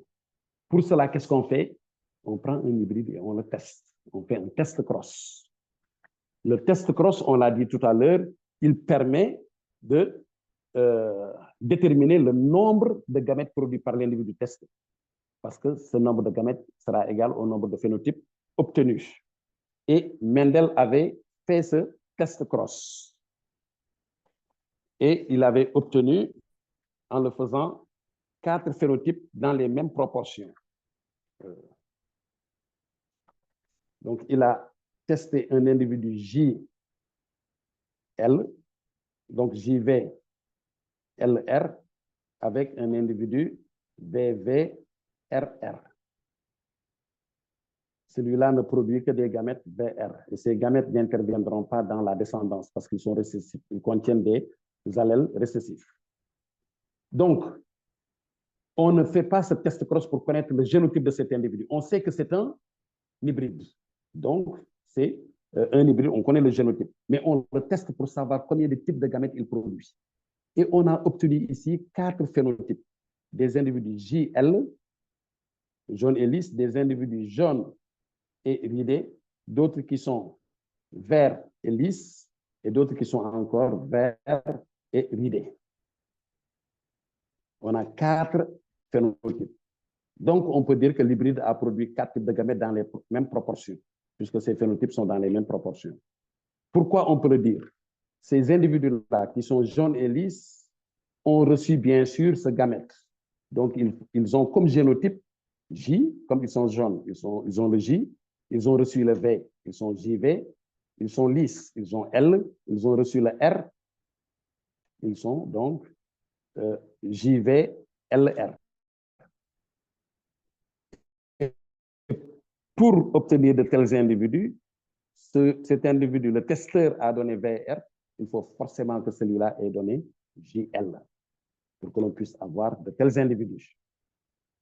Ceux-là, ils sont jaunes, ils ont donc l'allèle J, ils ont reçu le vert, ils sont JV, et comme ils sont ridés, ils sont forcément RR. VR provient de là, donc qu'est-ce qui provient de, de l'individu testé? C'est J et R. Il a donc produit un gamète JR. Pour cela, leur génotype sera forcément VV et LR. Ils ont reçu VR du testeur. Et qu'est-ce qu'ils ont reçu donc de l'individu testé? Ils ont reçu V et L. Il a donc produit VL pour que l'on puisse avoir cet individu-là. Ceux-là qui sont VR, ils sont de génotype VVRR. Chacun a donc donné VR pour que l'on puisse avoir cela. On voit donc ici que l'hybride a forcément produit 1, 2, 3, 4 types de gamètes, comme le nombre de phénotypes. Et ces phénotypes sont dans les mêmes proportions. Forcément, les gamètes-là sont dans les mêmes proportions. Parce que s'il y en avait qui étaient plus nombreux que les autres, par exemple, si les gamètes GL étaient plus nombreux que les autres, ils auraient plus l'occasion de rencontrer ce gamète unique que les autres. Et donc, les descendants-là seraient plus représentés que les autres. Mais comme ils sont dans les mêmes proportions, ça veut dire que chacun des gamètes a les mêmes chances de rencontrer celui-là. Ils sont donc dans les mêmes proportions. L'hybride a bien produit 4 types de gamètes dans les mêmes proportions. Mais ça, qu'est-ce que cela signifie? Cela signifie que l'individu qui est hybride, JVLR, en produisant des gamètes, les deux allèles de chaque gène se séparent. Les allèles du gène responsable de la couleur, donc J et V se séparent. J va aller dans un gamète, V va aller dans un gamète. En même temps, ces deux allèles de l'autre gène se séparent. Et comme un gamète doit contenir un allèle de chaque gène, l'un des deux va venir ici. Lequel? C'est justement n'importe lequel. Ça peut être L qui rejoint le J, et dans ce cas, le R se serait retrouvé avec le V. Mais ça aurait pu être le R qui rejoint le J, et dans ce cas, le V se retrouverait avec le L. Cela veut donc dire que les retrouvailles, dans un gamète, on doit avoir un allèle ici et un là. Un ici doit se retrouver avec un ici. Mais ces retrouvailles ne sont que fortuites, que hasardeuses. Et devant le hasard, on a la même probabilité. Il y a donc la même probabilité que l'on ait ce type de gamète, celui-là, celui-là ou celui-là. Les 4 types de gamètes seront dans les mêmes proportions. Et c'est ça qui est la base de la troisième loi de Mendel, dont je vous disais qu'elle est un peu plus délicate que les autres à comprendre. La troisième loi de Mendel veut finalement simplement qu'un hybride, dans le cas d'un dihybridisme, produise 4 types de gamètes dans les mêmes proportions. Et ça signifie que ces deux allèles se séparent indépendamment de ces deux-là. On parle de l'indépendance des gènes. La séparation ou la disjonction de ces deux allèles est indépendante de celle de ces deux. Cette troisième loi de Mendel, on l'appelle aussi la loi de disjonction indépendante des couples d'allèles. Et c'est ça la troisième loi de Mendel. Ainsi, on a ces lois. Dans le cas de monohybridisme et même de dihybridisme, la première génération est homogène si les parents sont purs. La deuxième génération, donc provenant de deux hybrides, est hétérogène. Et dans le cas d'un dihybridisme, un hybride va produire 4 types de gamètes dans les mêmes proportions. Si on a un hybride qui ne produit pas 4 types de gamètes dans les mêmes proportions, cela veut dire que les gènes ne sont pas indépendants. Ils ne sont pas indépendants, ils sont liés. Il s'agira d'une exception à la première loi de Mendel. Donc, à des lois, il y a des exceptions, forcément. À certaines lois, il n'y en a peut-être pas, mais à certaines lois, il y en a qui sont exemptées, ou donc, en tout cas, il y a des exceptions. À ces 3 lois, il y aura des exceptions à la première et à la troisième. À la deuxième loi, il n'y a jamais d'exception. C'est-à-dire que quand on croise 2 individus hybrides, on obtient toujours une descendance hétérogène. Par contre, il arrive pour certains caractères que l'on croise 2 individus purs et que la génération obtenue soit hétérogène. Mendel ne pouvait pas comprendre pourquoi. Il arrive qu'un hybride, par exemple, pour 2 gènes considérés A et B, un hybride A petit a, B petit b, qu'il ne produise que 2 types de gamètes au lieu de 4. Ou bien s'il en produit 4, avec A petit b et petit a grand B, ces 2-là sont en moins grand nombre que les 2 autres, sont inférieurs à 50%, et ces 2-là seront supérieurs à 50%. Ça veut donc dire qu'on a 4 types de gamètes, mais pas dans les mêmes proportions. On aura là aussi une exception à la 3e loi de Mendel. Mendel ne pouvait pas comprendre que dans bien des cas, la F1 est homogène si les parents sont purs, et qu'un hybride, dans le cas d'un hybridisme, produise 4 types de gamètes dans les mêmes proportions, et que dans de rares cas, la F1 soit hétérogène, quoique les parents sont purs. Ou bien qu'un hybride produise autre chose que 4 types de gamètes dans les mêmes proportions. Il ne pouvait pas le comprendre. Lui-même ne pouvait pas être compris par ses contemporains parce qu'il parlait déjà de ces gènes-là qu'il avait appelés facteurs. À ce moment, les microscopes ne permettaient pas de voir ce qui se trouve dans les noyaux ou bien dans les gamètes. Et lui, il parlait de cela, il était un peu en avance, personne ne pouvait le comprendre, c'est pourquoi il est mort avec ses résultats, avec ses conclusions. C'est bien plus tard, plus de 20 ans après, que l'on a redécouvert ces résultats, ces lois, et qu'on les a même étendues dans le règne animal. Et bien plus tard, donc, on a pu effectivement voir et prouver que les gènes existent et qu'ils sont même portés par les chromosomes. Lui, il ne savait pas ce que c'était un chromosome. C'est avec un autre chercheur, Morgan, que l'on a pu savoir que les gènes sont portés par les chromosomes. Et qu'est-ce qui a poussé Morgan et ses collaborateurs à penser que les gènes sont portés par les chromosomes? J'ai dit à penser, ce qui veut dire que c'était d'abord une hypothèse, hein, une théorie. Donc, on appelle ça la théorie chromosomique. C'est parti d'un simple constat. Quand on considère le comportement des gènes et le comportement des chromosomes lors de la reproduction, lors du passage d'une génération à l'autre, on constate alors que dans une cellule, cher, je ne vois plus, est-ce que ça marche toujours? Voilà, excusez-moi. Dans une cellule diploïde, je le mets plus grand, les chromosomes sont par paire, et au niveau de chaque paire, un chromosome vient d'un parent, et les gènes sont par couple. A, petit a, par exemple, B, petit b. C'est un parallélisme. Dans une cellule diploïde, il y a des chromosomes par paire et des allèles par couple. Dans un gamète, il y a un chromosome de chaque paire et un allèle de chaque gène. Et avec la méiose, les brassages de la méiose, Cheikh en parlait tout à l'heure, eh bien, on a différentes possibilités.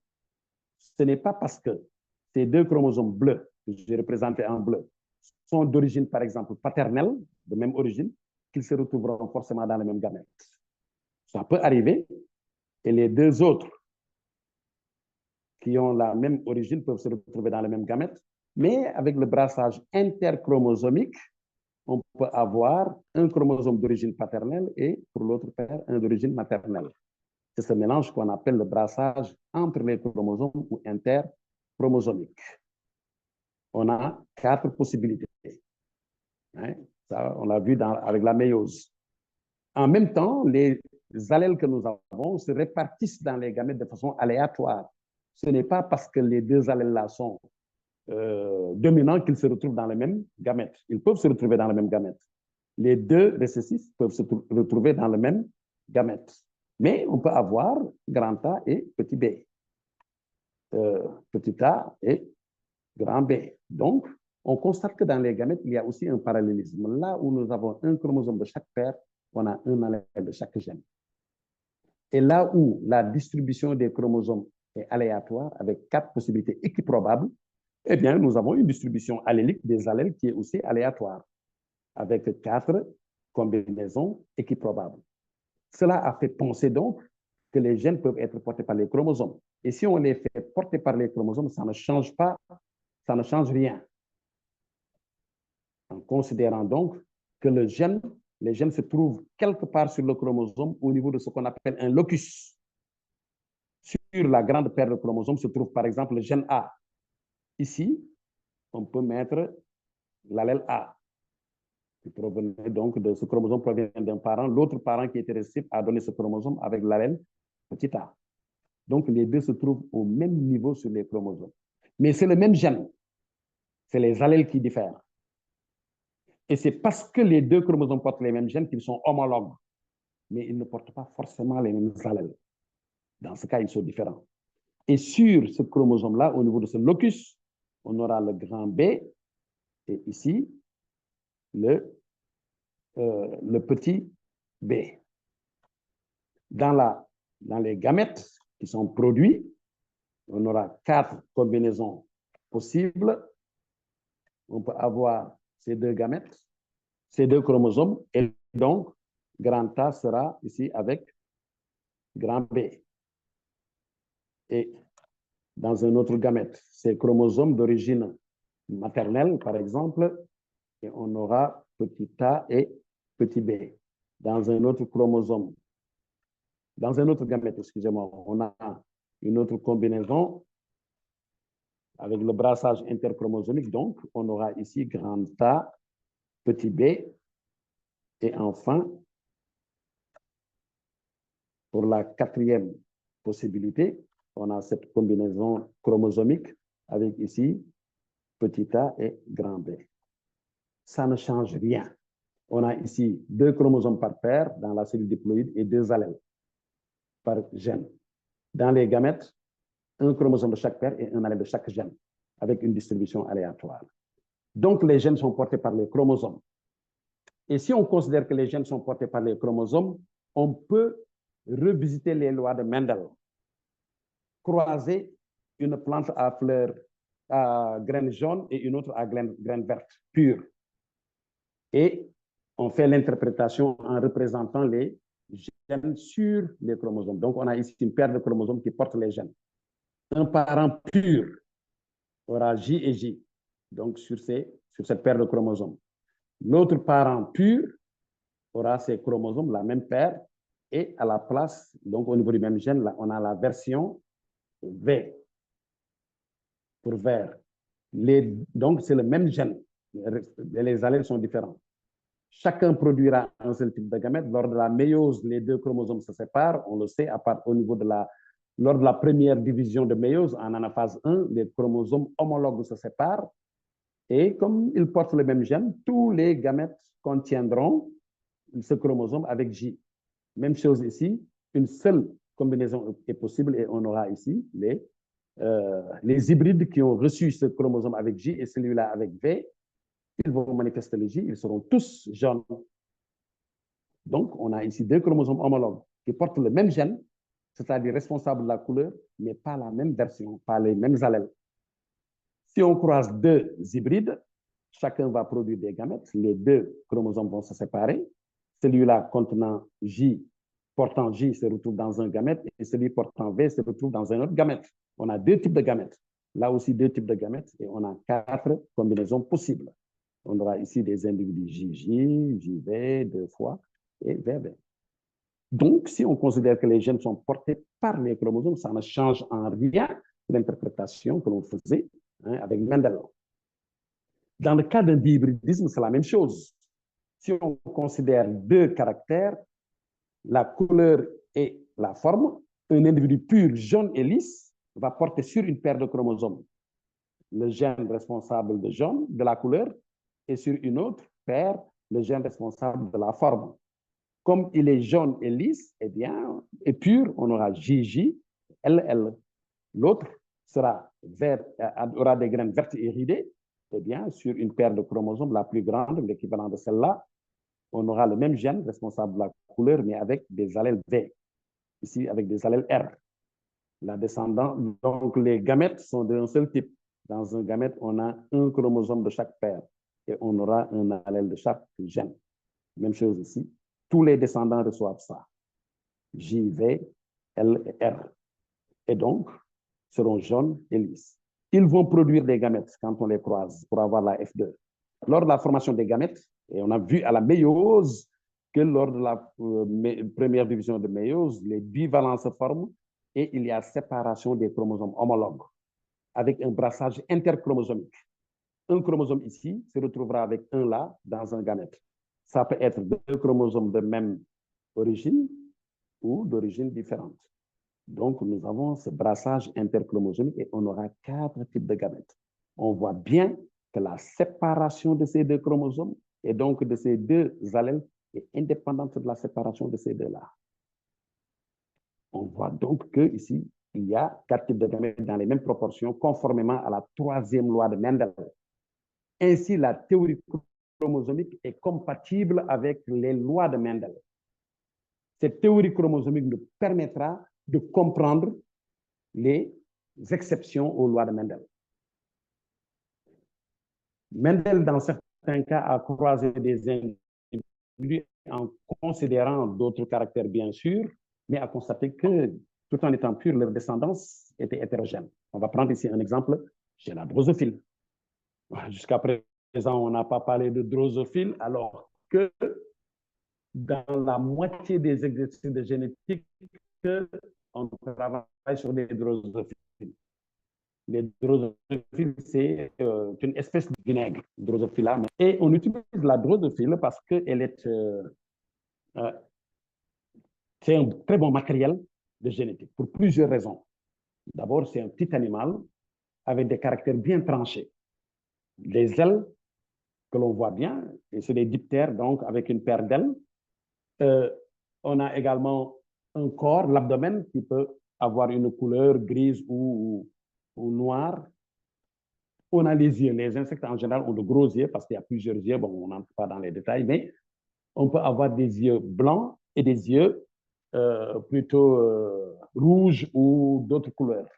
Donc, ce sont ces 3 caractères que l'on considère en général. On peut en considérer d'autres, mais ici, on peut considérer ces 3 caractères. En plus, la drosophile est très facile d'élevage. Dans un bocal avec de l'eau sucrée, on peut les élever. La drosophile est très prolifique. Elle donne naissance à plusieurs petits. Les lois que nous avons sont des lois statistiques. On ne peut les vérifier que s'il y a suffisamment de descendants. Par exemple, on ne peut pas avoir 5 descendants qui se ressemblent pour dire que la F1 est homogène. Il faut un nombre suffisant, et un nombre suffisant, certains considèrent que c'est au moins 30 individus. Vous comprenez pourquoi on utilise des animaux et des plantes qui produisent beaucoup de descendants. Et vous comprenez pourquoi on ne peut pas vérifier ça chez l'homme. Pour dire, par exemple, que ces parents-là, humains, sont purs, il faut que la descendance soit homogène. Et pour cela, il faut qu'ils aient 30 descendants. Je ne dirais pas ce qui n'est pas possible, mais ce qui est en tout cas très peu probable. C'est pourquoi on fera la génétique humaine autrement. Donc, la drosophile est très prolifique. Mais surtout, également, le cycle de vie de la drosophile est très court. Tous les 10 jours, on a une nouvelle génération. Sur un an, donc, on n'aura pas moins de 36 générations. On peut suivre la transmission d'un caractère sur 36 générations. Si on voulait le faire chez l'homme, chez qui les générations sont longues, 20 à 25 ans, eh bien, il faudrait 800 ans au moins pour avoir ces 35 ou 36 générations. Donc là, c'est un avantage important pour les drosophiles. Mais last but not least, comme on dit, l'autre avantage, c'est qu'au niveau des glandes salivaires de la drosophile, il y a ce qu'on appelle des chromosomes géants, visibles au microscope déjà optique. Alors que des chromosomes, pour les voir, il faut le microscope électronique qui agrandit ou qui grossit des centaines de milliers de fois, jusqu'à 300 000 fois, pour bien les voir. Alors que ces chromosomes géants de la drosophile, on peut déjà les voir au microscope optique. Donc, on peut facilement y faire des études. Une bonne partie des études des gènes sur les chromosomes a été effectuée ou réalisée sur des chromosomes de drosophile. Donc, on va ici faire des croisements en considérant des drosophiles. Et dans un premier croisement, on a une drosophile cher si je peux avoir mon écran. On a une drosophile femelle qui a des yeux rouges, que l'on croise avec une drosophile mâle qui a des yeux blancs. Donc, ces signes-là, là c'est le mâle, ici c'est pour la femelle. Et on constate que pour la première fois, on croise des individus en précisant le sexe. On n'avait jamais fait. On parlait simplement de croisement entre deux individus comme ça. Et on constate ici, dans ce croisement, que tous les descendants ont des yeux rouges. Et ça c'est conforme à la première loi de Mendel. Et on peut tirer comme conclusion également que le rouge domine le blanc. Donc, l'allèle R domine l'allèle, on mettra W pour white. En général, on utilise des anglicismes. Ça, vous avez pu le constater. Même au niveau des hormones et autres, on dit ADH, hein, antidiurétique hormone. C'est le sigle en anglais. FSH, etc. Hein. Là aussi, généralement, on utilise des initiales, des mots anglais. Au lieu de blanc, on dira white, et donc on utilisera W comme symbole. Donc, ce résultat est conforme à la première loi de Mendel. On fait un deuxième croisement qu'on appelle un croisement réciproque, c'est-à-dire l'inverse de celui-là. Dans ce croisement, la femelle avait les yeux rouges. Dans le croisement dit réciproque, la femelle aura des yeux blancs. On la croise avec un mâle ayant des yeux rouges. Et on constate alors que la descendance est hétérogène. Les parents sont purs, mais on obtient des individus aux yeux rouges et des individus aux yeux blancs. Et tous les individus aux yeux rouges sont des femelles et ceux aux yeux blancs sont des mâles. On a donc une répartition des caractères en fonction du sexe de l'individu. Quelqu'un comme Mendel ne pourrait pas comprendre ça. Parce que s'il devait faire l'analyse ou l'interprétation, il se dira ici que le rouge domine et donc le génotype de cette femelle, c'est grand R, celui du mâle, W. W pour blanc ou white. Un seul type de gamète sera formé ici, avec R et W. Tous les descendants devraient avoir R et W et devraient tous avoir des yeux rouges. Ce qui est le cas pour ce croisement, mais ce qui n'est pas le cas pour l'autre. Si la femelle a des yeux rouges ici, comme dans le premier croisement, et le mâle des yeux blancs, eh bien, on obtient ça, c'est conforme. Mais si c'est le mâle qui a des yeux rouges, la femelle des yeux white, eh bien, normalement, si on fait cette interprétation, tous les descendants, mâles et femelles, devraient avoir des yeux rouges. Mais ce n'est pas le cas. Donc, ce qui est faux, ce qui sera toujours faux, ce ne sont pas les résultats, mais c'est notre interprétation ou le scénario que l'on a. Donc, on nous donne des résultats, les résultats ont toujours raison. C'est à nous d'expliquer ces résultats. Eh bien, avec une telle interprétation, on ne peut pas le faire. Mais, fort de la théorie chromosomique, on peut essayer. Puisqu'on sait désormais, après Mendel, que les gènes sont portés par les chromosomes, on peut essayer de faire des croisements. Et on considère le premier croisement avec ici, mais il y a deux types de chromosomes, ça il faut le rappeler aussi. Au niveau du karyotype que vous avez vu en première, il y a ce qu'on appelle des autosomes et des chromosomes sexuels, ou gonosomes ou hétérochromosomes. Ce sont ces chromosomes-là qui sont responsables du sexe de l'individu. Parce que entre mâle et femelle, il n'y a de différence pratiquement au niveau des organes génétiques, au niveau du sexe. Pour tous les autres caractères, on ne peut pas voir un animal ou un individu, voir ses yeux et dire que c'est un mâle ou bien une femelle. Par contre, les organes génitaux ou le sexe, si on le regarde, on peut savoir si c'est un mâle ou une femelle. Donc, la seule différence au niveau des phénotypes, au niveau des individus, c'est au niveau du sexe. Et quand on compare les chromosomes d'un mâle et les chromosomes d'une femelle, on constate qu'ils se ressemblent tous, sauf au niveau d'une paire. Il y a une paire où on a deux chromosomes de même taille et chez la femelle et chez le mâle, les deux chromosomes sont de taille différente. Et on les appelle, on les a appelés de manière très conventionnelle pour le plus grand chromosome, on a ici, dont on a 2 chez la femelle et 1 chez le mâle, on les appelle des chromosomes. On l'appelle le chromosome X et le plus petit, on l'appelle le chromosome Y. Les chromosomes avec leurs 2 chromatides ont en général une forme de X, mais ça n'a rien à voir avec l'appellation ici. C'est conventionnellement qu'on les appelle X et Y. On aurait pu les appeler autrement. Dans une autre langue, on les appellera certainement autrement. Donc, il y a ce qu'on appelle des autosomes, quelque part, des chromosomes qui, quand on les voit, on sait automatiquement qu'on les retrouvera également chez l'autre sexe.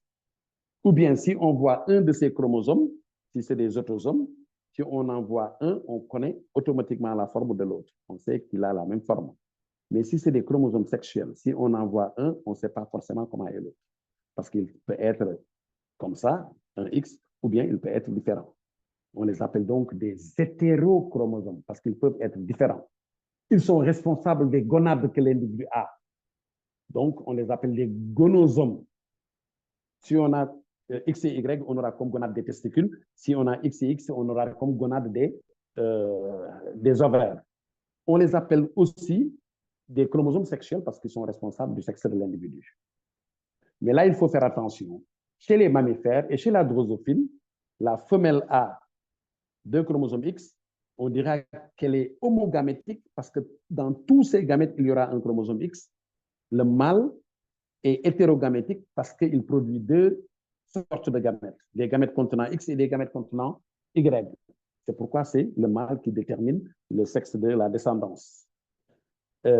Parce que si on a un spermatozoïde contenant X qui rencontre ici un ovule, on aura une femelle. Si c'est le spermatozoïde contenant Y qui rencontre le gamète contenant X, l'ovule contenant X, on aura un mâle. Mais ça, ce n'est pas universel.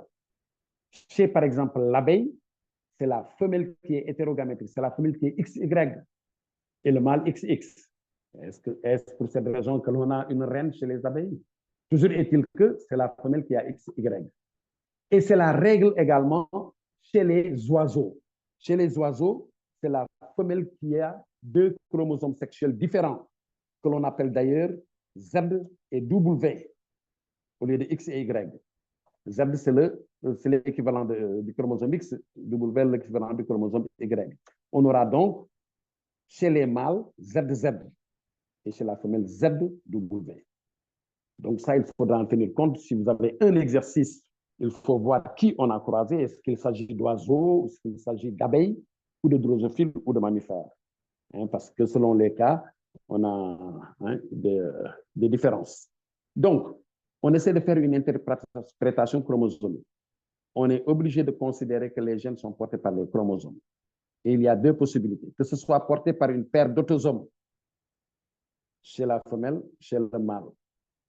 Et dans ce cas, on aura ici, chez la femelle, pour le premier croisement, l'allèle R et là l'allèle R. Et ici, l'allèle W et là l'allèle W. On va avoir déjà fait le croisement quelque part. Donc, pour aller plus vite, mais bon.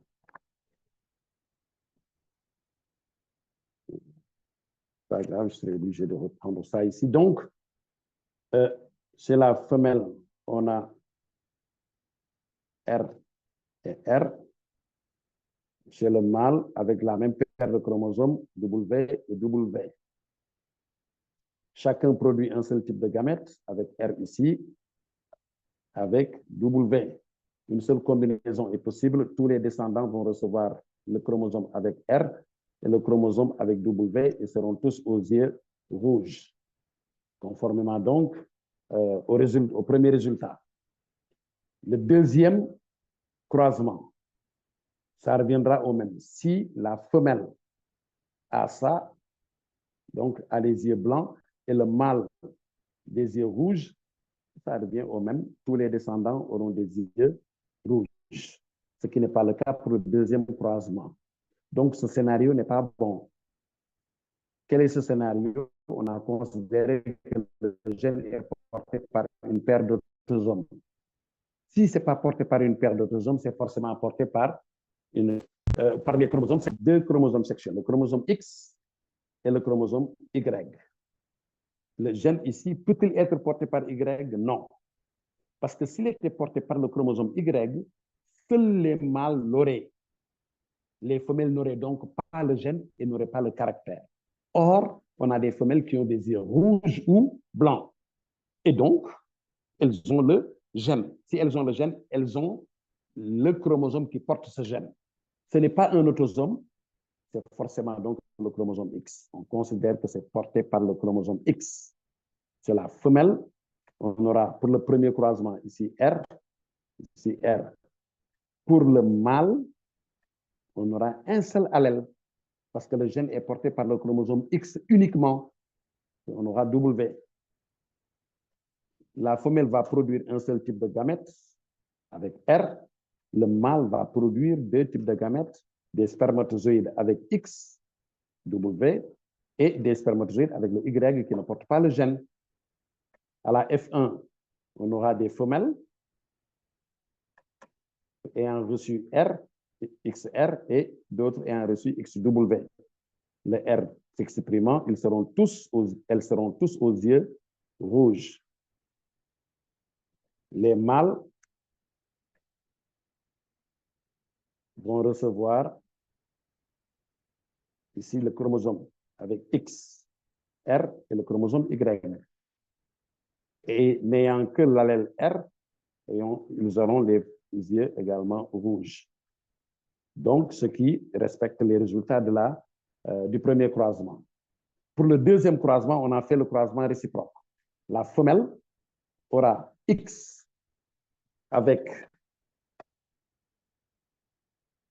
white, X avec white croisé à X avec R et Y.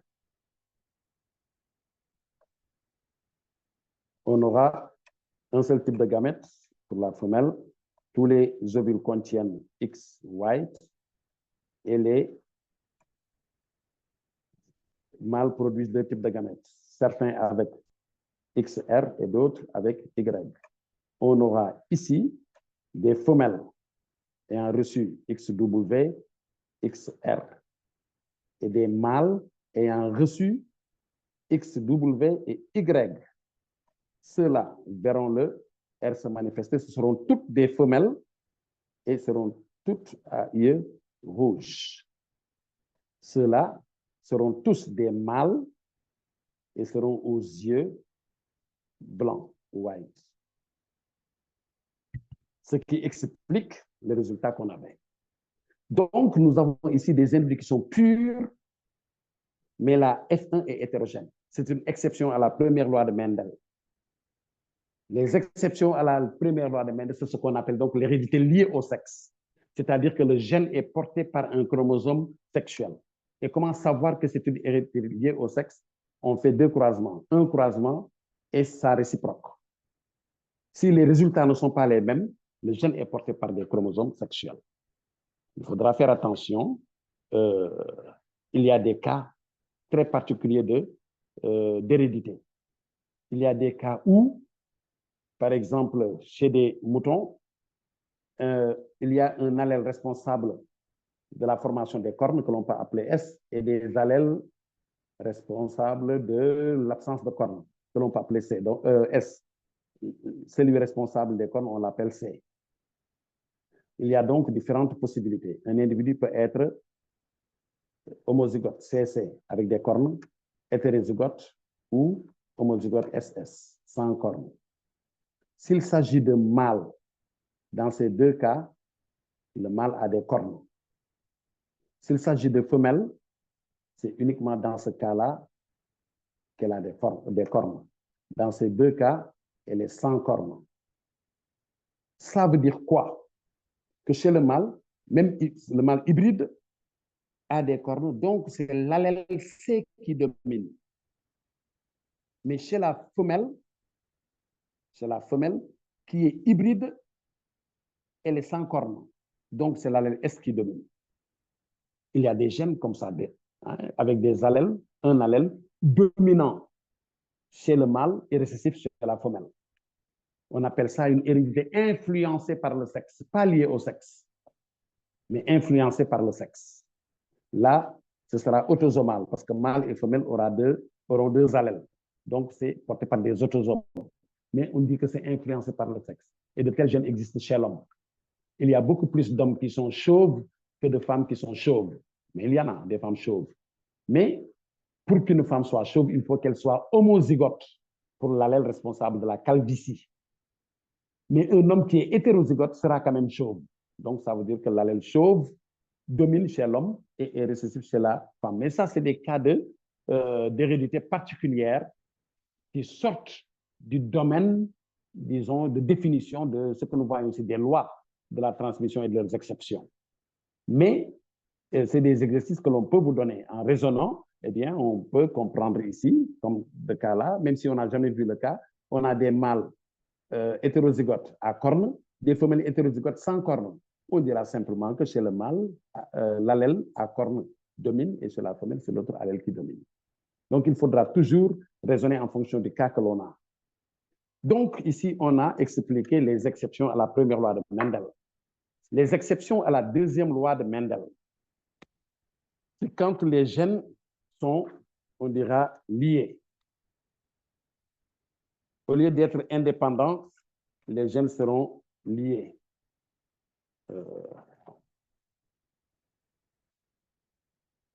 Nous avons, dans le cas du respect des lois de Mendel, si on a deux gènes portés par deux paires de chromosomes, par exemple un gène A, petit a ici, B, petit b, chez un hybride, c'est porté par deux paires de chromosomes, on aura une séparation indépendante. Mais on peut avoir pour deux autres gènes,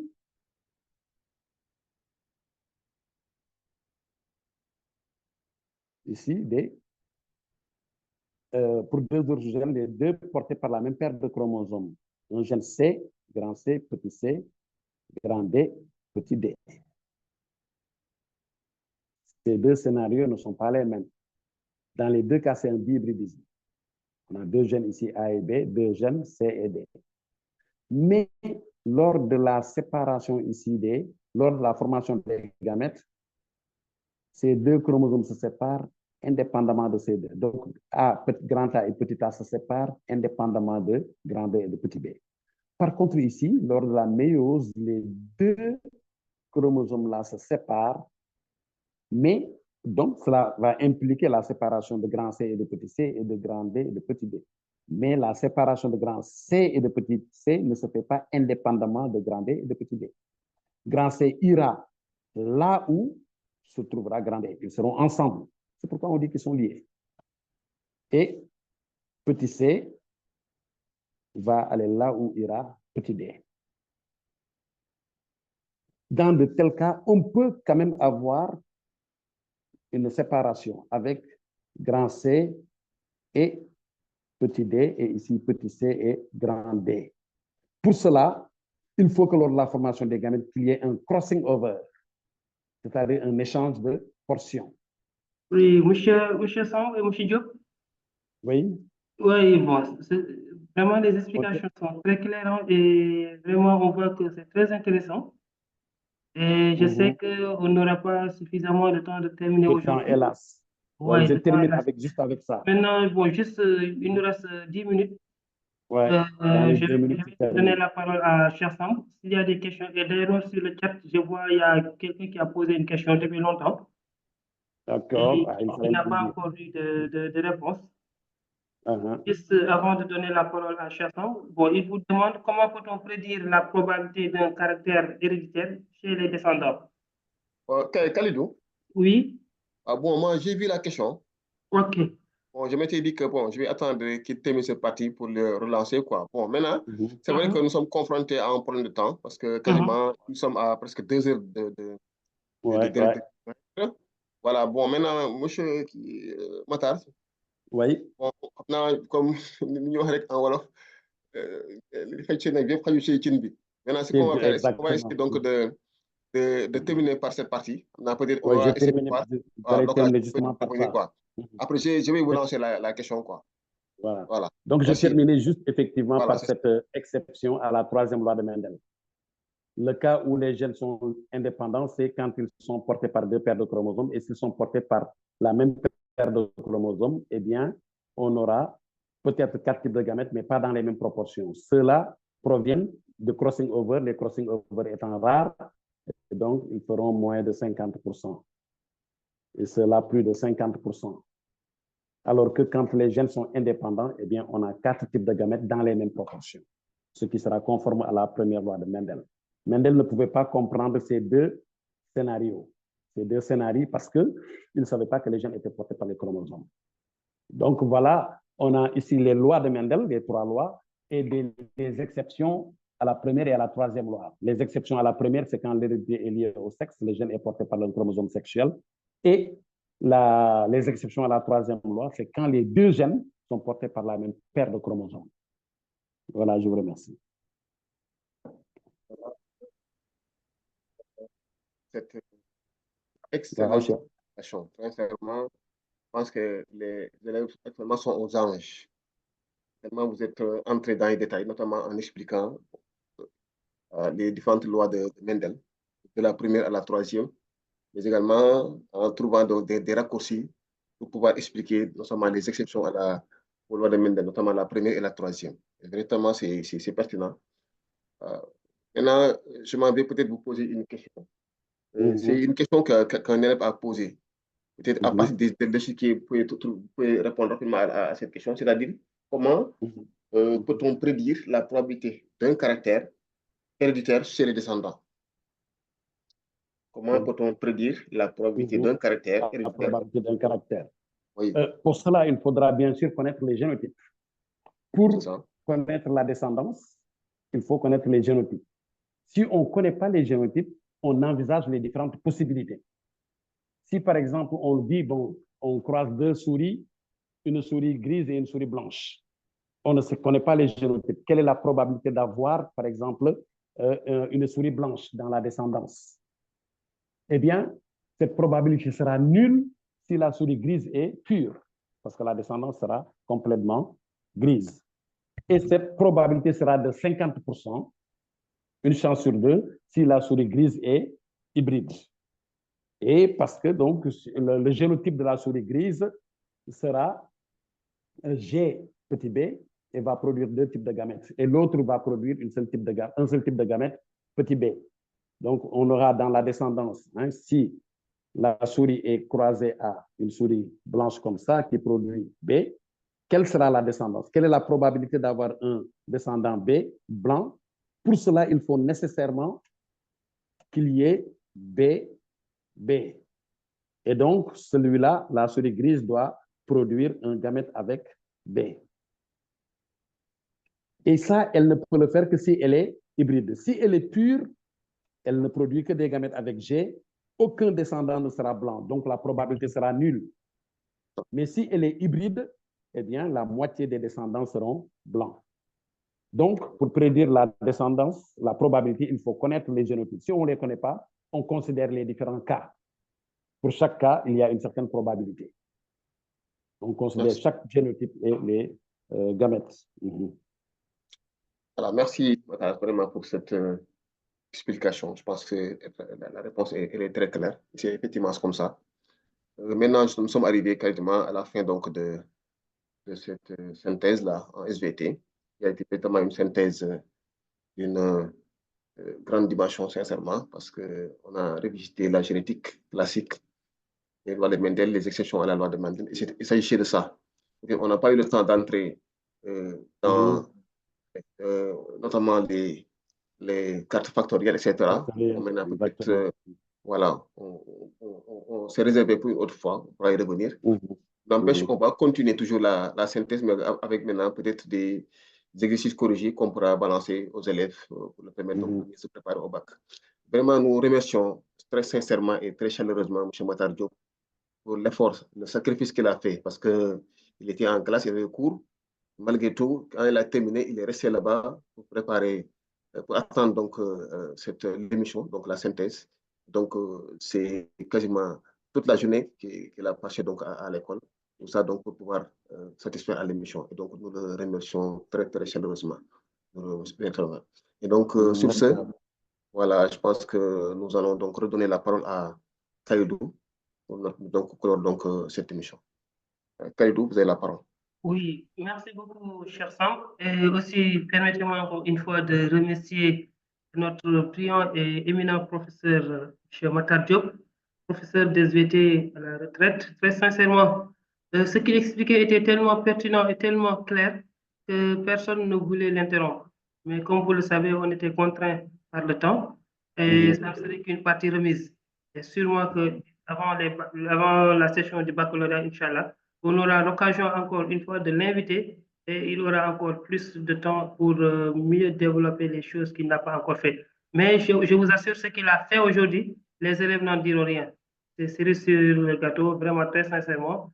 Encore une fois, ce nom remercie M. Matar Diop, mais ce nom vous remercie vous aussi, cher Samb, en tant que modérateur de cette session. Mais nous remercions aussi Aïssatou Ndiaye, qui est la coordonnatrice de ces activités, ainsi que notre chère présente Maïmouna Leye Diakhaté.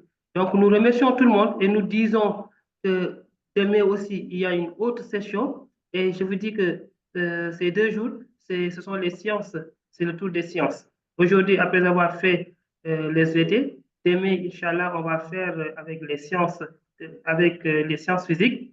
Et on aura là encore d'autres professeurs chevronnés. Et le thème, ça sera oscillation électronique forcée. Donc là, je demande aux élèves de ne surtout pas rater la session de demain. Donc, sur ce, nous vous demandons encore une fois, merci beaucoup. Et nous vous demandons encore de garder la fraîcheur du soir. Et merci beaucoup. Allez, bonne fin de soirée et bye bye. À demain, Inch'Allah. Merci à tous.